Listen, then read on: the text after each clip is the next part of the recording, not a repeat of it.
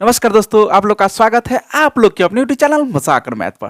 दोस्तों मैं हूं माही यादव। दोस्तों ज़्यादा बात ना करते हुए चलते हैं डायरेक्ट हम लोग अपने टॉपिक की तरफ। दोस्तों सबसे पहले आप लोग ने थंबनेल में देखा ही है कि आज हम लोग को पढ़ना क्या है। दोस्तों आज हम लोग आयलर सूत्र के बारे में पढ़ेंगे। ऐसा क्वेश्चन एग्जाम में हमेशा ही देखने को मिलता है। सबसे पहले हम लोग देखेंगे कि 3D आकृति देगा और उस आकृति से रिलेटेड हम लोग से प्रश्न पूछेगा। जैसे कि हम सबसे पहले आप लोग को समझा देते हैं। जैसे कि ये एक 3D आकृति बना रहे हैं, इस आकृति को आप लोग बनाना जानते हैं।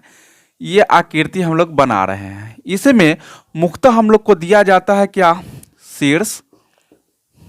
इसमें शीर्ष रहता है, उसके बाद हम लोग का किनारा रहता है और इसमें हम लोग का फलक रहता है। फलक को हम लोग इसमें क्या बोलते हैं, फेस भी बोलते हैं। कितना इसमें फेस होता है, यानी कि ये जो होता है, ये जो बिंदु मुख्यतः जहाँ जहाँ आकर के मिली है एक दूसरे से, इसको हम लोग क्या कहते हैं, इसको हम लोग कहते हैं क्या, शीर्ष कहते हैं। दोस्तों इसको शीर्ष कहते हैं। और इसमें जितना भी हम लोग को लाइन दिखाई दे रहा है, ये लाइन जो हम लोग को जितना दिखाई दे रहा है, इस लाइन को हम लोग कहते हैं दोस्तों क्या, किनारा। लाइन को हम लोग किनारा कहते हैं। और इसमें जितना फेस होता है, यानी कि जितना इसमें व्यू दिखाई देता होगा, कितना इसमें व्यू रहता है, देखिए एक फेस पूरा यहाँ से यहाँ, एक फेस यहाँ से यहाँ। मतलब कि इसको कहने का मतलब है किसी भी आकृति यदि बंद आकृति हो, यदि घन या घनाभ के फॉर्म में हो, तो उसमें 6 फलक होता है। तो अब इसी के बारे में हम लोगों ने बेसिक देख लिया है। अब चलिए इस पर रिलेटेड हम लोग प्रश्न कर लेते हैं। तो देखिएगा यहाँ प्रश्न डिस्प्ले हो रहा है। प्रश्न कह रहा है किसी बहुभुज में यदि किनारों की संख्या हम लोग को दे दे रहा है 5 और शीर्ष की संख्या 3 दे दिया है और हम लोग से फलक पूछ रहा है, तो फलक निकालने के लिए क्या करेंगे। तो सबसे पहले हम लोग यहाँ देखिएगा, फलक को हम लोग F से लिखते हैं।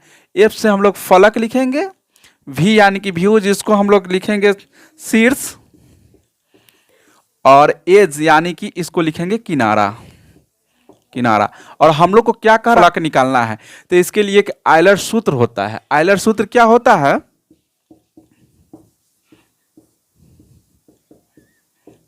आयलर सूत्र होता है क्या, हम लोग देखेंगे E बराबर F प्लस V माइनस 2। यही आयलर का सूत्र होता है। इसी सूत्र पर इसका मान रख देंगे और कैलकुलेशन कर देंगे तो हमारा आंसर निकल जाएगा। दोस्तों E कितना दिया है, E के जगह 5 लिखेंगे, हमको F निकालना है, F को रहने देंगे, प्लस V का मान कितना दिया है 3, लिख देंगे 3 और इसमें से 2 माइनस कर देंगे। दोस्तों अब हम लोग क्या करेंगे, पक्षांतर करेंगे। तो यहाँ 5 है, 5 लिख देंगे, यहाँ 3 में से 2 जाएगा तो 1 और बराबर की इधर आ जाए तो माइनस में 1 इक्वल टू हो जाएगा F। तो दोस्तों 5 में से 1 जाएगा तो हो जाएगा 4 इक्वल टू F। यानी कि हम लोग कह सकते हैं कि जो हमारा फलक जो था, हमारा जो यहाँ से F फलक पूछ रहा था, उसका संख्या हम लोग का क्या आया, उसका मान 4 आया। दोस्तों मैं आशा करता हूँ कि आप लोग इस चीज़ को बहुत ही अच्छी तरह से समझ गए होंगे। आज के लिए बस इतना ही।